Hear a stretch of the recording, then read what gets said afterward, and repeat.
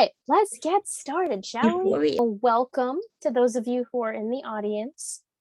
We're calling this presentation today Precious's Valencia Journey, but it's really an overview of the study abroad experience for students with disabilities and just international education, the importance of all of that, because not enough students study abroad that have disabilities. There are different obstacles, depending on where you go. The experience that I will specifically be talking about today is my experience going to Valencia, Spain for a semester in the fall of 2017. And so today we're going to be discussing a little bit of that experience, giving some tips and tricks for studying abroad. And also I will be performing the songs that I released as an EP called Agua De Valencia. And that was inspired largely by my experience. Followed by a Q&A. So really excited for this. And with me today, I have John Levitt, the one and only. John, I'd love for you to just quickly introduce yourself to everybody. Sure, it'd be my pleasure. My name is John Levitt. I am a good friend of Precious. We studied together out in Valencia.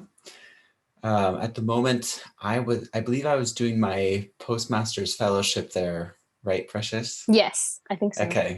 Yeah. When she came to study abroad from Boston. And yeah, I'm a musician as well. I work a lot in film music as a composer and an orchestrator.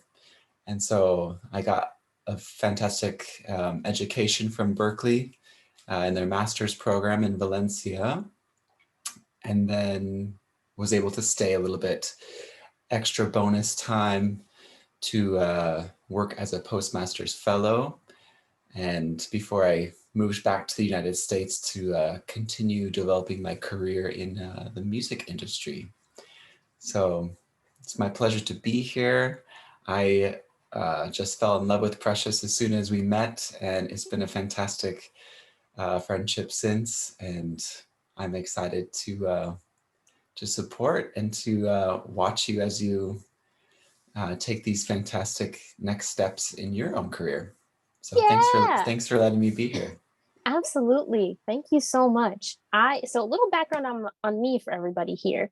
I am in my last semester at Berkeley. I am a dual performance and music education major. I'm also a singer-songwriter, multi-instrumentalist, slightly a producer,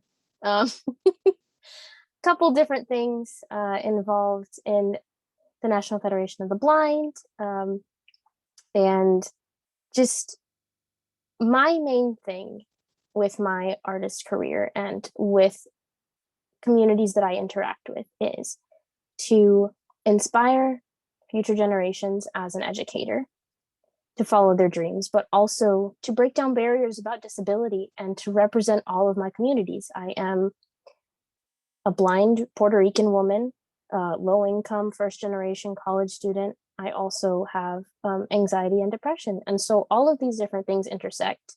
And I did bring all of this with me on my journey in Valencia and navigating all of these different aspects of the community and kind of finding my place there. It was something that I chronicled in a blog that is still searchable, that I documented everything on throughout my entire time there. So that's a little bit about me. But I'm just going to get down to the nitty gritty to start. So I always wanted to go to Valencia when I started at Berkeley. And I have these wonderful family friends. Their names are Chris and Simon Bradbury, and they are wonderful. And they were living there. And Berkeley had the campus in Valencia. And they always said, like, you should come here, you should come here. And so I got accepted to the study abroad program in my second semester at Berkeley.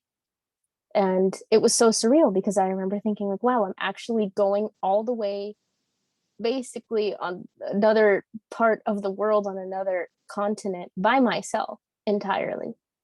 And I had my family friends support, but I was traveling on my own and getting settled and having to navigate this entirely new place on my own. And so the things that I looked into initially were there's a blindness organization in Spain called ONCE, and they provide different blindness services such as training, orientation and mobility, so learning how to navigate, um, items like canes, which I ended up needing two new canes because I brought two canes with me. Okay, some of y'all know the struggle. I brought a straight cane and a folding cane because I figured, can't hurt to have more than one cane, right?